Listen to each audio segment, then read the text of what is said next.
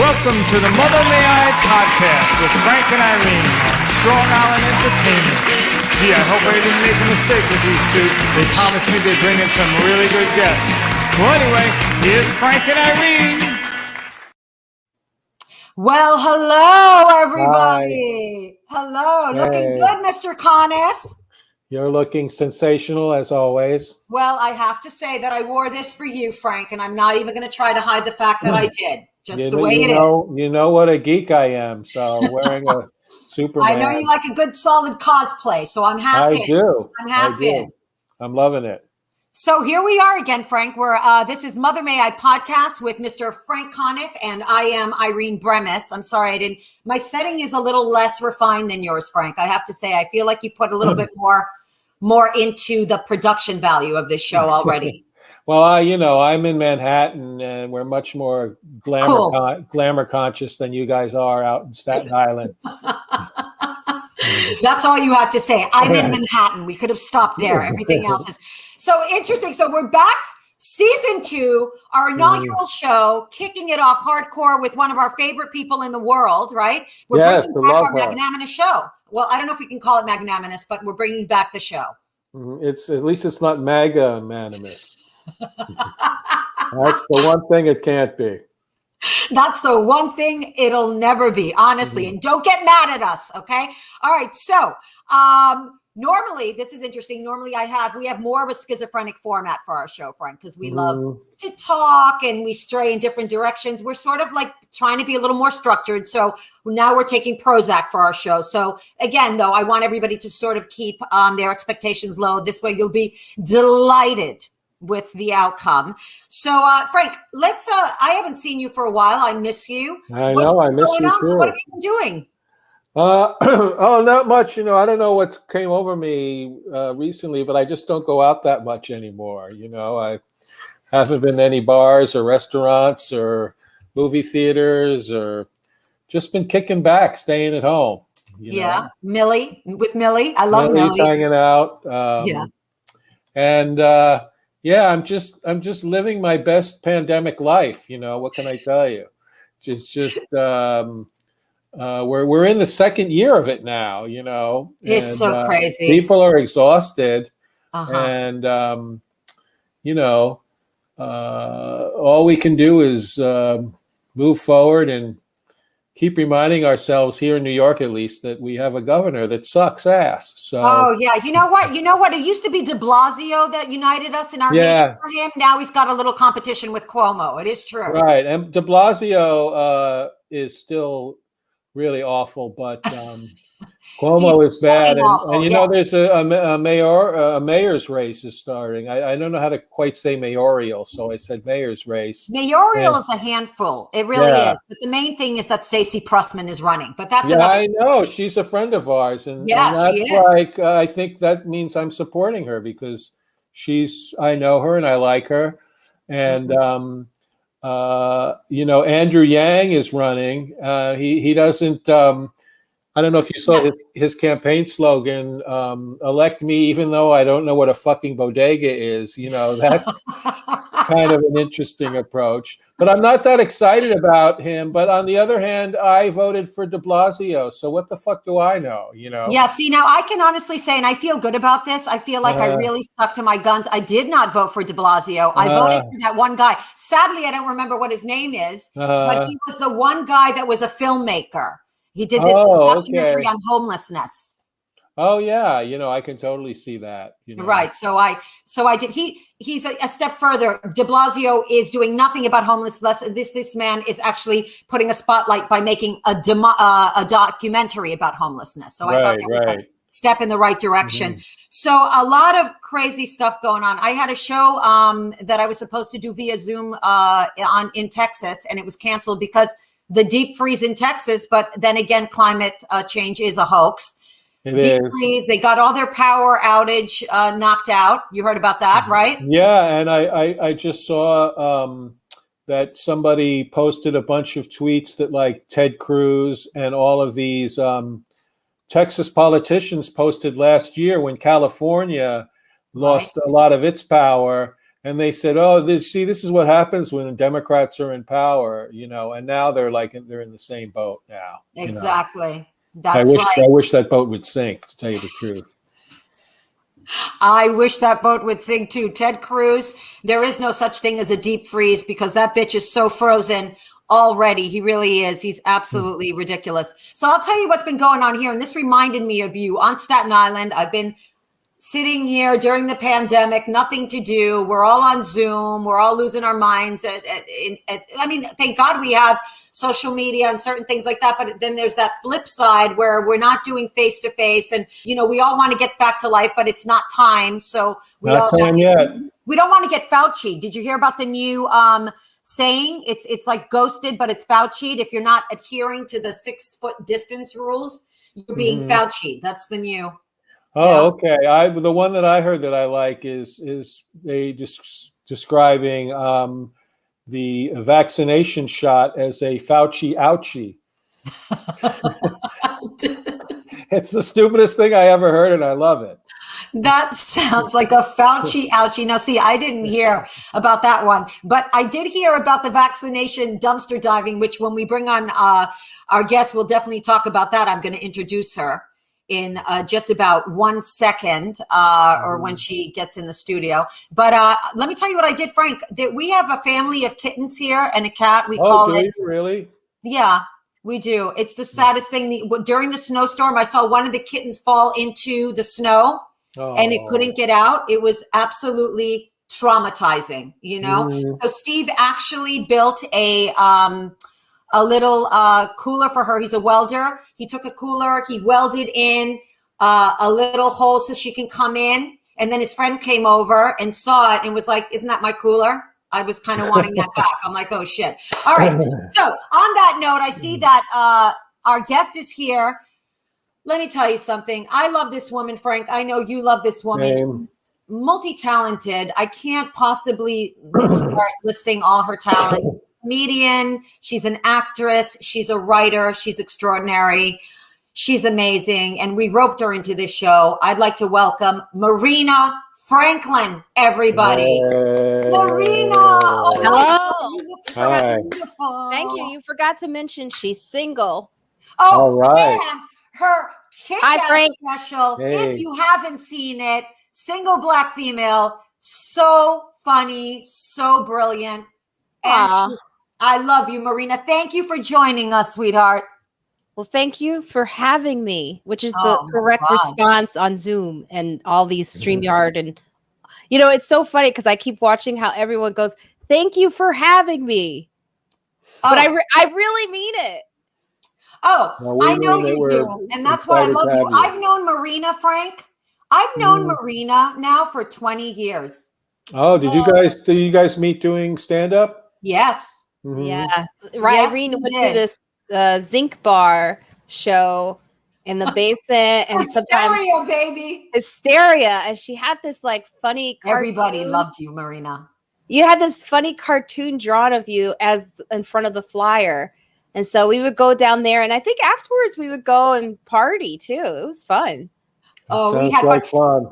I miss doing shows, and I miss hanging out with everybody after the show almost as much, bonding. You're right, Frank. It was I remember it was me, Marina, Rachel Feinstein, and Cynthia Levin, Rena Zager, and I love those people. I know Cynthia and Rena. I knew them in LA. They were good friends of mine out there. Yeah, and it was such a bonding time. I miss those times. I really do. Mm-hmm. Well, Marina, thank you so much for, I was just about to start talking about this whole vaccination dumpster diving. Have you heard about this? No, I haven't. It's basically because so many, Frank, have you heard about that? I'm familiar with dumpster diving. It's called my career. But the vaccination dumpster diving, I'm not quite as caught up on. Okay, so basically what the vaccination dumpster diving is that there's so many shots that are going to waste. It's awful, okay? Mm-hmm. So what's happening is that people are just showing up at clinics or wherever they're administering the shots, and they're waiting in line to see if there are any leftovers, and they're slamming that right into their arms instead of it being slammed into the garbage. Oh, yeah. I did. Now that I think of it, I did do that. But I just took the vaccine and put it in a styrofoam container and put it in my refrigerator for later, For later. You don't want to have it all at once. Yeah, exactly. So how are we feeling about the vaccine, Marina? Well, I mean, one about that with the extras, there's a little bit of, I'm pretty annoyed with it because I got a text from a friend that was like, go over to my dentist house. He has extras. And I was like, what? Like, this whole, like, who's on the inside, who's got the inside scoop, and it's almost like you're waiting out loud outside a dance club and you're not in the VIP section. And great point. It's like the guy at the door is looking to see who should get in, basically. Right. And it's very frustrating. And on top of that, the amount of Black individuals, Latino individuals, just the disparity, like what happened to all of this care for the disparity of people actually dying from the vaccine? What happened to that? And I hate these articles that only focus on the fear that the Black community has for the vaccine. You have to go into the why. You have to go into why they don't trust, but you also have to explain that they also don't have access to the vaccine and why that is. Yeah. I believe all you have to do is knock on someone's door. I mean, we do the census like that. I don't know where the bureaucracy is where they say you can't, but I feel like this is an emergency.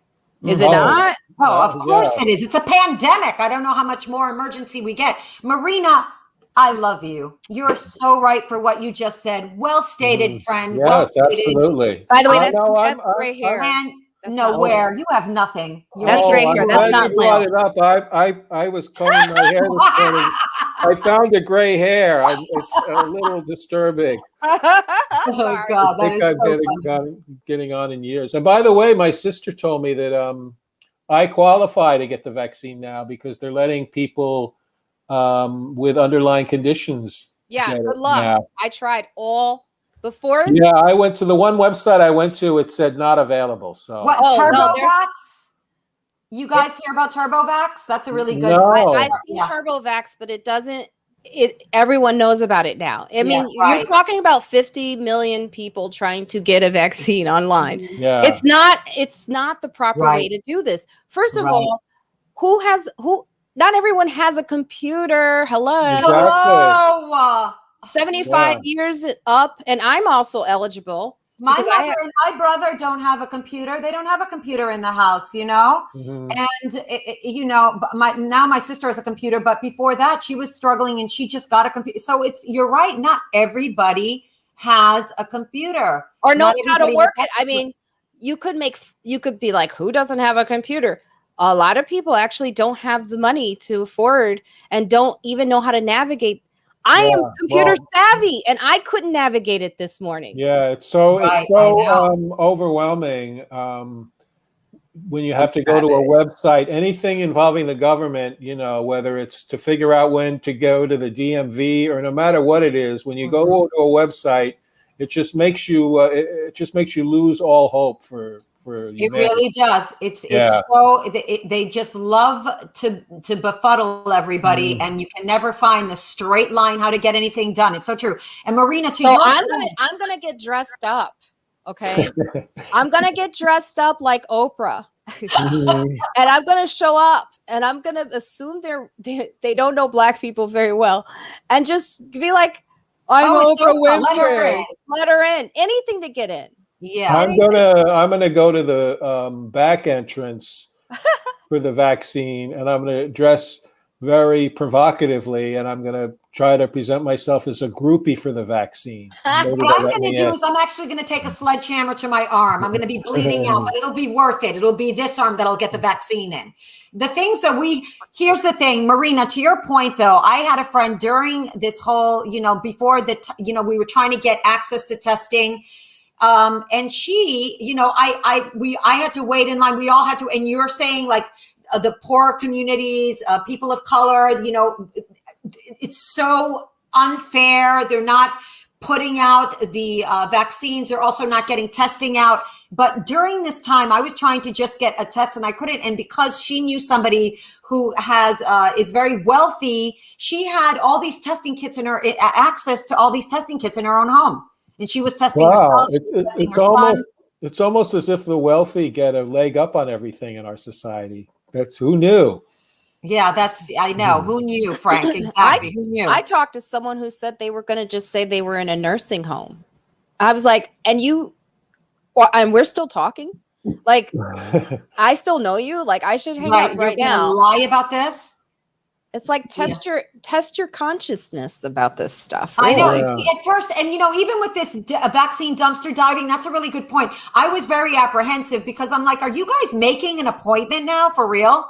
Like, even if you say you're waiting, are you still making an appointment? Are you taking it away from somebody vulnerable? Yes. I was very concerned about that. We don't want to take it away from somebody vulnerable. But apparently what's going on, these vaccines are either going to go in the garbage or you can be on standby and you can get one, but it's chaotic. It shouldn't be this hard. It really honestly shouldn't be. If it's going to go in the garbage, then go to people who really need it still. Yeah. Well, I think part of it too is that, the whole effort to make any of this happen only started last month. We had months where we had an administration that, didn't give a shit. Willfully didn't give a shit and didn't do anything. So it's a really bad situation.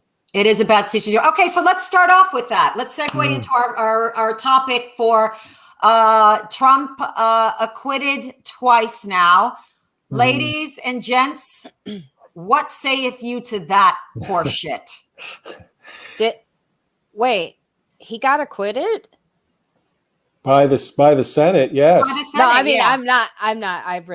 I know. I'm just saying, I don't think any of us, I think we could have done this like 2 weeks ago, the same way. And it would be like the same thing.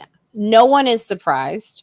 But the disappointment is in watching the Republicans retract. Like after he was acquitted, Mitch McConnell saying like, there's no doubt that he was responsible for this. And then this little like disclaimer, you can't really, convict a president when he's out of office, which just says, no, you're just worried about your own ass. Right, exactly. Yeah. And it's always been the case though, Marina. Good point. And always been the case. Frank? Yeah, I mean, I hate to come out against Trump. I know that sounds shocking, but it's just I just want him to go away. I'm like kind of selfish about this whole thing because like there was a lot of outrage, and I think justifiably that the Democrats didn't pursue having witnesses. Yes, that's right. But my attitude was like, if they had witnesses, that would mean the trial would still be going on this week, and all they'd be doing is talking about it on cable news. And I just want it all to go away. I'm tired of whether it's the news media obsessing about the monster that they created, that they're responsible for. Now they're all outraged about how awful he is, and they're the ones who gave him a forum and promoted him. I just want everybody to focus on anything but Trump at this point. I agree. You're right. I'm like, I've been focused on hating Trump for the past 4 years, and now I can focus on hating myself again. You know what I mean? I think we need to redirect that focus. Yeah. And, I mean, we can all hope that, that the courts do their job and that he gets convicted and indicted. But I'm not putting any bets on any of that happening. I mean, with Trump, you just can't expect that justice is going to be served with him. So what do you think about the 2024 him running again? Well, I think, it's I've seen people say, oh, come on, he's not going to run. He could never win in 2024. You know what? That's what everybody said in 2016. If he runs for the Republican nomination, it's his for the asking. They'll give it to him in a second on a silver platter. that also has lines of coke for Eric Jr. Marina, what do you think? Do you think he has a shot in hell if he runs again in 2024? I don't know. I mean, he is running as a loser, and Republicans like to get behind winners. Right. So but he's also a MAGA martyr.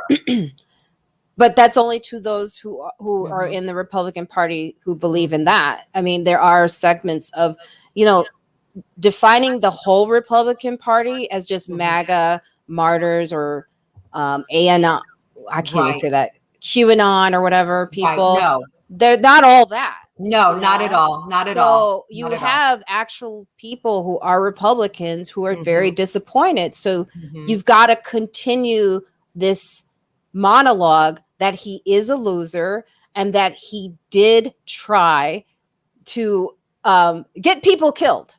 Yeah. And so that's how you have, if I could just finish. So if that's why it was important to actually do the trial, and that's why it's kind of important to still talk about it in that sense, so that we remind people of who this person is. Because I feel like if we don't keep talking about what he did and who he is, then they'll forget why we can't have him in office. Right.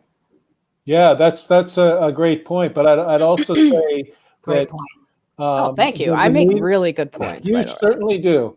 That the media's culpability in all this, though, is really undermining what you're saying, because all of the senators who supported the insurrection, who were his accomplices in getting people killed, are still welcomed on Meet the Press and on CNN, and are still asked their opinions about issues like that's just the other side. There's the liberals on this side and the insurrectionists on the other side, and we have to hear what the people who wanted to overthrow our country, what's their point of view. Let's get the media for the entirety of Trump has been normalizing him and normalizing all of his extremist, racist, sexist, authoritarian views, and it's now all considered normal now, and that's very destructive, I think. Right, you're absolutely right. He's despotic. Everybody's normalizing everything he's been saying since the beginning of his presidency. What did he say? I can go right up to Fifth Avenue and shoot something, and there will be no repercussions. He was right about that. I can get away with it. Yeah, he was right about that. But he began his campaign on a racist lie that Barack Obama wasn't born in America. That's right, the birther. Yep. He did it like even years before he ran for president, and then when he ran for president, when he was interviewed about it, he said, "Oh, I don't want to talk about that anymore." And the press was like, "Oh, okay, let's move on." So we moved on from that, and now there's all this outrage about how racist he was, but we've known who Donald Trump is since 1973 was the first time he was written about. And the first time Donald Trump's name was mentioned in the New York Times was 1973. And it was about him and his dad and a housing discrimination suit brought against them by the Justice Department, where they weren't letting Black people rent their apartments. That's right. The first story ever about Donald Trump in the media. And you could throw Ronald Reagan in there too. It's okay. And that's okay. You can throw him in there. and Ronald McDonald while we're at it. Yeah, sure. Racist fuck. Don't stop yourself, sweetie. You're on a roll. He's abusing the Hamburglar. But anyway, so it's just crazy to me. All these people who promoted Trump and gave him a forum and aired his speeches uninterrupted, which had never been done before, allowed him to do phoner interviews on news shows, which had never been done before. They just built him up. And now they're like, oh, you know what? He's a racist. It's been known. That's been known for like 50 years now. That's right. That's been known for 50 years. This precedes his presidency, starting with his dad, Fred Trump. So the history is long and hard. But we can't forget that he is still Kanye's friend. Okay, so that made up for all of that, right? That erased. That does. Thank you for ending on that. You're absolutely right. But one of the reasons Kanye is his friend is Kanye never tried to rent an apartment from him. So. Okay, so I'm sorry. I wanted to get to the next subject while we still have time because I'm enjoying. Irene, where are you? Conversation. Is that your bedroom? Oh yeah. What do you think? I feel like everybody has a nice background, and I'm just sitting in the middle of the floor, aimlessly floating. There's a dresser in the back.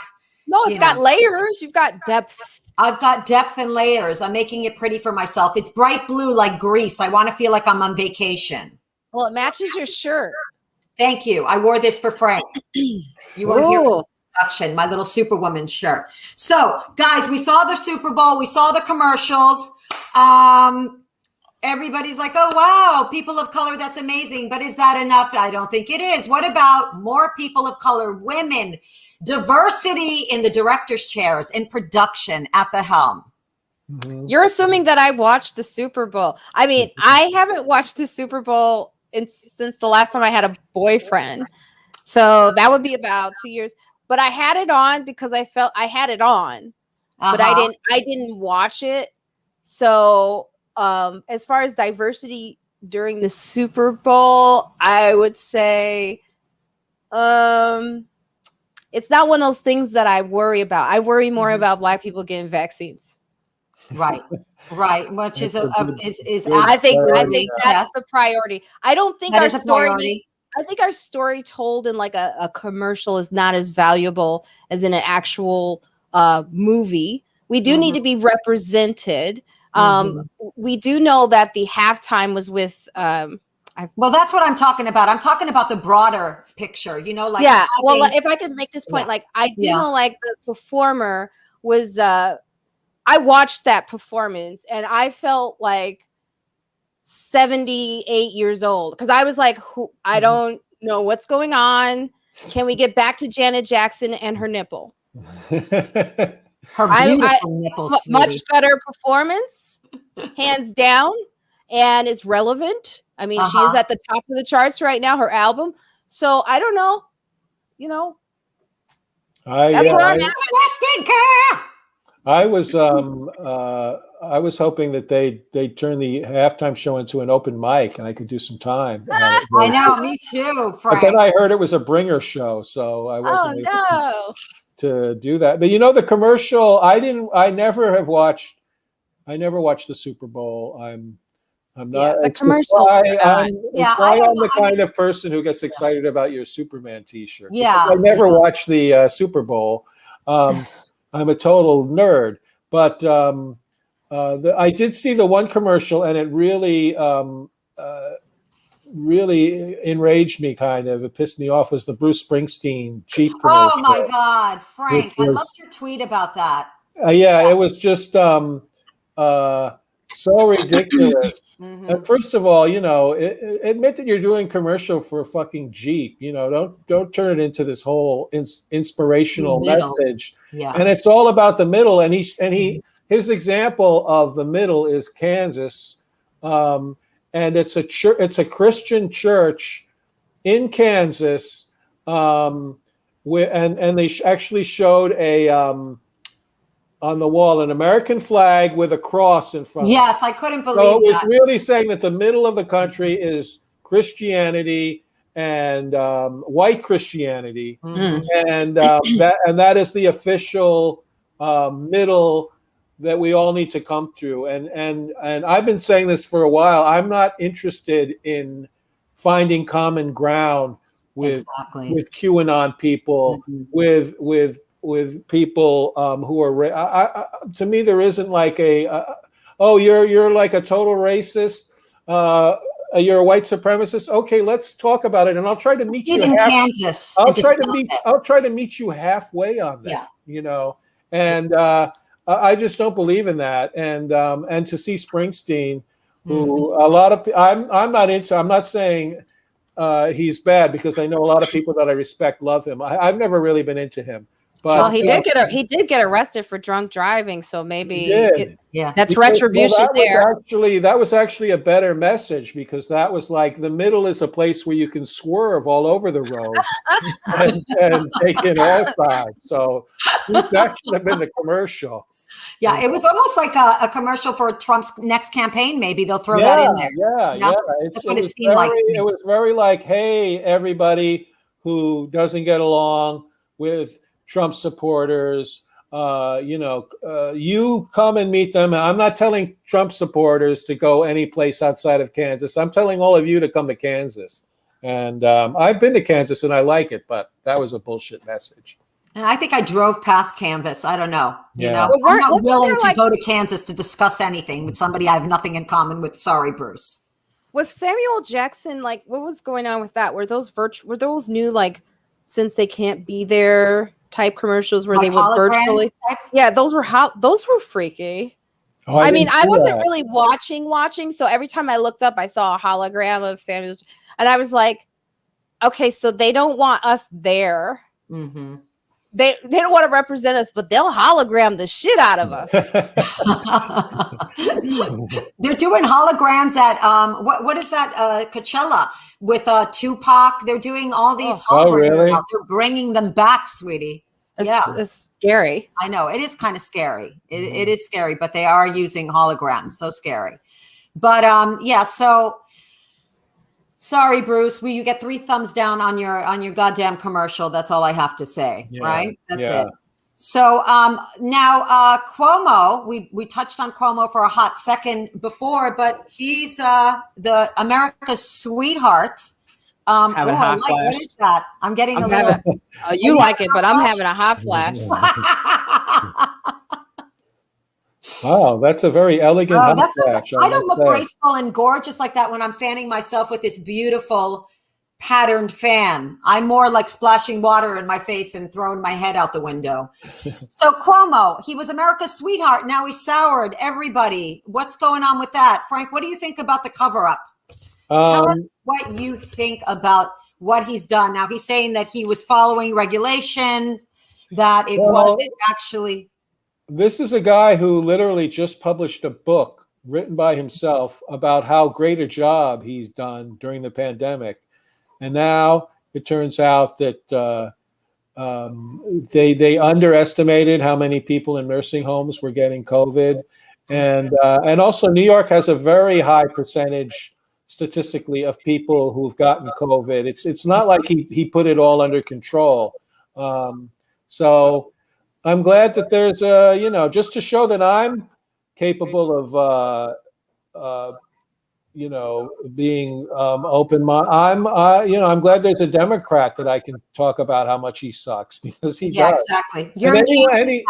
You're meeting them in the middle in the Jeep commercial. Good for you. Right.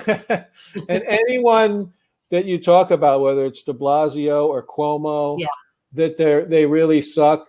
People will say, well, compared to Trump, he's not bad. But that's true. But you shouldn't even think about that, because compared to Trump, Hitler liked dogs, at least, So it's like you can't compare everything to Trump. You have to take people's suckiness on their own terms. Yeah, exactly. Well, the thing is, he was passing the blame. He was saying that he was taking the people that were admitted to hospitals and that were released were going back, and that's how the COVID was spreading. It became a super spreader, but he's saying it was actually the people that were working at these nursing homes that actually were spreading them around. I just wish that once they would just be honest with us. I don't know why they can't do that. I mean, we learned from the opposite side of this that honesty, even as dumb as Trump was, I don't like saying his name, but that it works. Like in this moment, and I guilty of really liking Cuomo actually early on, because I did like what I thought he was very presentable. He helped me out. He gave me the information I needed.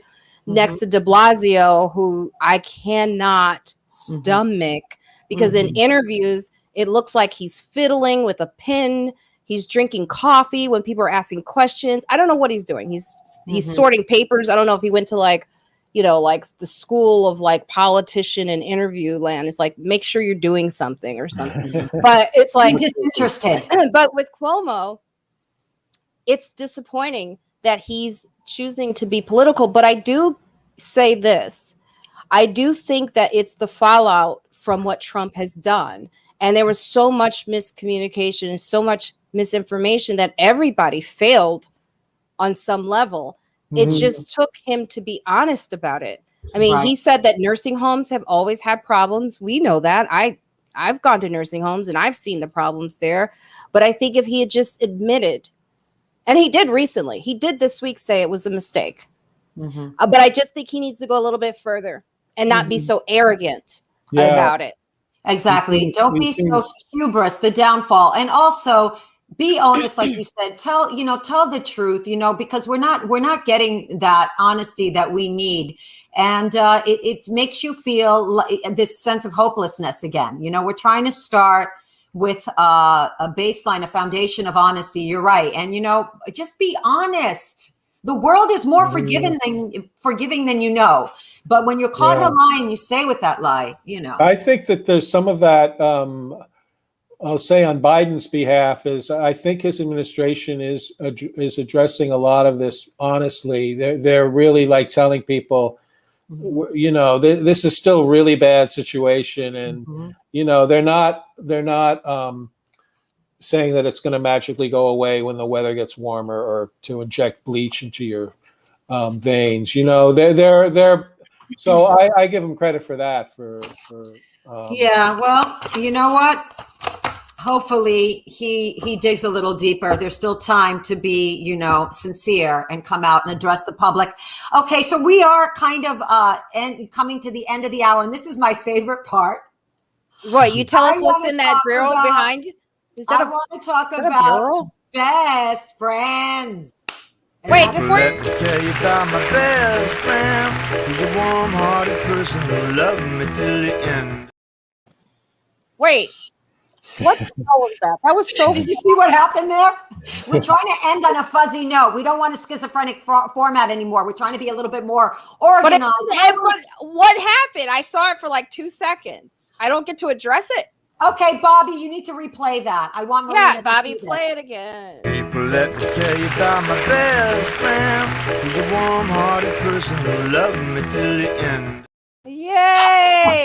So you should let I don't want to direct it, but you should let, after you do it, you should have us talk over it. No, I seriously want you to direct it. That's one of the topics that we were brought into this freaking show today, Marina. Absolutely direct it. Marina, okay. I was always touched with the fact that, you have this deep love for Isis. And I think that female friendships are so important. I also have people that I care about. And Frank, I don't know if you have a best friend or per se best friends. Now, Marina, I just love to talk about this because it's important to have that bond in your life. So I just want to know how long you've known Isis, who is your best friend, correct? Isis is my best friend. I've known her since college, since my junior year in college. I saw her. She's Puerto Rican. I had never really seen anyone that looked like her. Chicago, Illinois, University of Illinois. So believe it or not, even in college, they would segregate us. And so I saw her going in the wrong entrance and I was like, what a beautiful color she has. I've never seen that before. I had never seen such a beautiful, brown. Yeah. And of course, being the woman that I am, instead of saying, hey, I like you, you look amazing and all that, I was like, you're going in the wrong entrance. That's a good icebreaker. Yeah, that's a good icebreaker. Making her feel, debasing. I'm just kidding. Yeah. So that's how it started. And then I would make fun of her. And then she would come to Soul Food Night and What's Soul Food Night? I love it. We had Soul Food Night in the dorms where they would serve soul food in the cafeteria. Yum. And so to be honest, this was the first time that like I said, they segregated us. And I had grown up in white neighborhoods. So this was the first time I got to hang out with Black women like me. And I guess what Isis pointed out, because she was there, that I was doing my Black voice. She called me out. I was doing it. I felt like I was fine and everything. And all of a sudden I see this look across the table. She's like, I want you all to know that is not how Marina talks. So we became best friends. I mean, like, and we would go to, spring break. We would do things. And back in Chicago, like our fathers were very similar. Her father was like one of the first judges in Chicago. And wow. My dad, I didn't know that. Seriously? Whoa. Raymond Figueroa. And then my dad was like a really big businessman. So my dad knew her dad in that way. And my dad would go over to her house and sit with her mother. And, and I knew her whole family. She knows my whole family. But it was just one of those things. After you were really good friends, or is this like, were they friends and then you guys became friends? They knew each other after you guys were friends? After we were friends, okay. Yeah. Yeah. And so it's just like one of those things where, those people that you just don't have to explain anything to. You can have the most inappropriate jokes with, and no one's offended. We used to sleep. We used to curl up together. We used to sleep in bed together and just hold each other. Her boyfriend would be like, "What is going on?" And we've been friends for 20-something years. Wow. 20 over. Does she live here in New York now, or is she still in Chicago? She is still in Chicago. She lives in Illinois, and she was really upset when I left for New York. But yeah, that must have been really hard. Now, how often do you guys get to see each other? Best friends are very special to me. How often do you get to see each other? Well, when there wasn't a pandemic, at least for the holidays, right? But not that often. I mean, we could go a long time without not talking and just pick right up. I think that's a very common thing with great friendships is you don't see someone for a long time, and then the minute you get back together, it just picks up. There's no like, oh, we have to catch up with you. It just goes right back to where it was the last time you saw her. You're absolutely right. And your best friend is like your identity. Like I had my best friend in the world married me, and then I married her for her wedding. So we married each other. And it's like we were so close. She was like, I want to say like almost a soulmate. And now we're not really close. And I honestly feel like and I know this sounds really weird, but it feels like a breakup I never got over. You know what I mean? It's really crazy. We were so close for so many years. It was like Irene and I'm going to say her name, Irene and Chrissy. It was Chrissy and Irene. I'd be invited to a wedding. She would be my +1. She would be invited to a wedding. I would be her +1. Everybody knew that we were best friends. You know what I mean? We referred to each other as best friends. It's such a special bond to have somebody that you're so close to that. And I remember when we weren't close anymore, I still feel like this, and I'm on Facebook Live talking about it. I'm sorry, but it's the way that I feel. Okay. Do you want me to stop you? Stop. No, please stop me. Please do. I'll tell you this. Did you ever have the conversation with Isis about being best friends? I was going to say, even best friends have those moments where they have real fights where they cannot talk. We've had a fight where we didn't talk for a whole year because my friend Isis, which is something you cannot say in an airport, right? She is like, she lies a lot. I don't know. She's just a liar. She lies. I don't know I forgot what that condition is.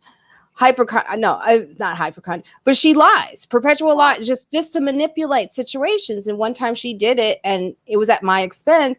We did not talk because I had it out with her. I said, I'm so sick of your lies. You told me your mom was picking me up and your sister was picking me up. You knew that if your mom was picking me up, I'd be ready. And that's why I ran downstairs. She manipulates like that. It's real insanity. So, but I was my one day off from work. And I was so tired. I just wanted to hang out normal. We didn't talk for the whole year. And it was painful. But when we did regroup and we did get back together, we really talked about what that was. And then we just picked up from where you got to have that conversation. Yeah. Irene. You do, and I do, and I've tried, Marina. I have, and you know when you have like your best friend, it's like you always have somebody in your corner. No matter what you're doing, that person is always Team Irene, Team Marina. Frank, any best friends in your timeline of life other than me? Other than you, I have a few really good friends. Someone who people watching the show might know, who's been my dear friend for like since 1986. She literally gave me my first non-open mic comedy spot. Is Liz Winstead. Oh, I like Liz. Yeah, I met her when I was just an open micer in Minneapolis. She was already a headliner, and she saw me perform, and she said, "Oh, you're funny. Why don't you be in my show this weekend?" And then that was like my first weekend, like real comedy show. That wasn't an open mic. And you still like her, huh? We're still really good friends. So, we go a long time without seeing each other. In the pandemic, we haven't seen much. But she's who I was talking about when I say it just picks up the minute we get back together. Like everything is the same. Right. And also the fact that that she literally discovered me. I mean, I always tell people Liz discovered me, and that puts me in good company. That puts me in company with Rachel Maddow and Stephen Colbert. So that's amazing. Great. Yeah. I like that you guys said, I always felt that if you don't see somebody that you're really close to, like your best friend, like Isis, or for a while, you just pick up where you left off. To me, that is a true sign of closeness and friendships, because time has no bearing on that relationship. However, I remember somebody was questioning me, and I felt like this is where it went south with Christy, one of her friends, which I always thought this woman was jealous. You always have the jealous friends that are jealous of the friendship when you have the best friend, okay? And I feel like this girl was, and she said to me, well, how often do you see her and talk to her? And at that time, we weren't really talking and communicating that much. And I said, and Chrissy was standing there, and she goes, well, practically, we don't really see each other that often. And then she said, well, then, and your best friends? And I remember thinking, fuck you. All right. Yeah, we still are. Yeah. Okay. Well, you don't have to see somebody every single day. Anyway. Well, if you wanted to end the show on a negative note, instead of asking about best friends, you could say, who are the best friends that you've tried to undermine in your life? Oh my God. Okay. And that's for our next show. So many. I think that's going to be for the next show. Marina. Irene. Love you. Thank what you is so in that much thing behind you? I need to know. What, you want me to take you there? What is it? I'm going to take you guys there. I'm all so wired up. It's like do this. I'm one of those people. I like to snoop.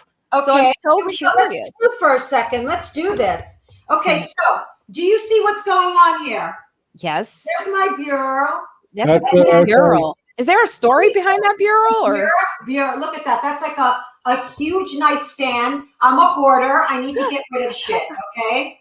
I've got an illness. It's gross and it's disgusting. I have stuff still with like tags on it that I've never used. That it's just disgusting. I don't believe you. There's too much echo for that. Well, what about this? Look at this. Can you see? Oh shoot! I just dropped the mic.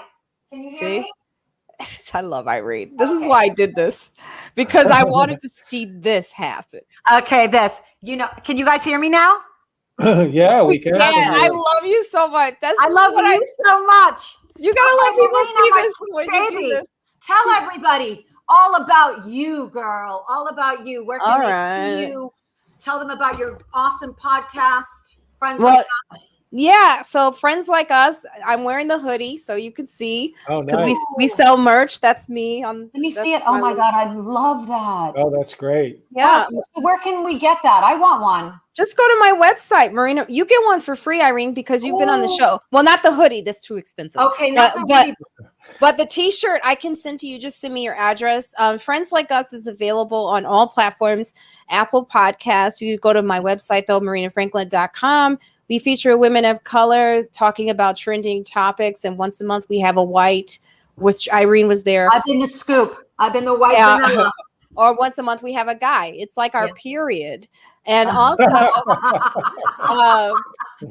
but we have some really great guests. And this pandemic, we actually pivoted. Instead of just, focusing on the round table of just comedians, we have solution-based oriented people. So we've had, Kids Off the Block, Diane Latker, who was a CNN hero, who talks about getting kids off the street and educating them. We also had Drew Dixon on. That's the episode that's coming out this week that I'm really proud of. Drew Dixon is the one who outed Russell Simmons for sexual assault. Oh. So on the record on HBO Max, I recommend you see it if you have HBO Max. So, and then I have a comedy show this Thursday. So you just go to marinafranklin.com. It's only $5 tickets. All right. I love you, Marina. Thank you for being here. Love you guys. Frank, okay, so we're back. Black Lives Matter. Thank you, I want to Marina. also thank our new bye, sweetie. Love you. Oh, that was so much fun. Okay, Frank, that was fun. Did you have fun? She's awesome. What can you say? She's so great. We can't go wrong with Marina, and I can't go wrong with you either. And we can't go wrong with Bobby, who is at the helm, producing our show, making sure things work out seamlessly. Mr. Strong Island TV. We can be found on Roku, Amazon Fire TV, Spotify, iHeartRadio, Spreaker, Apple Pod, and all places where podcast lives, because we're that fierce with Bobby at the helm. We will be back next Tuesday. See you next Tuesday. You know what I mean. Yeah.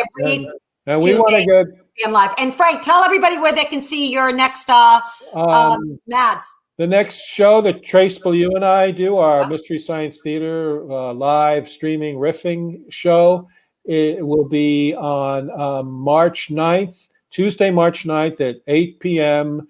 We're doing a riff of the classic movie Phantom from Space, which is exactly what you're thinking. And if you like to read, my book, You're Ruining the Dystopia for Everyone, is available at Amazon along with my other books. I mean, honestly, I highly recommend his books. They're so brilliant, so funny, and quick reads. Okay, so no excuses. You can get through this book fast. Okay, and also, what can I say about myself? Just follow me on Instagram at Irene Bremis. Follow us on Instagram at Mother May I Podcast. On Twitter at Irene Bremis 13. And we will be back next week with an all new guest. We have Lisa Berry, actress extraordinaire. You've seen her on Continuum. She's on Netflix series Bad Blood, and she's a badass. So make sure to tune in next week. We love you, Frank. I love you, buddy. Irene. Mwah. Thank you for joining us. Bye-bye. Bye. Thanks for tuning in to the Mother May I podcast with Frank and Irene on Strong Island Entertainment. Check us out next week when Frank and Irene sit down with, you know what? I don't know what these two are going to do next, but we'll see you next week.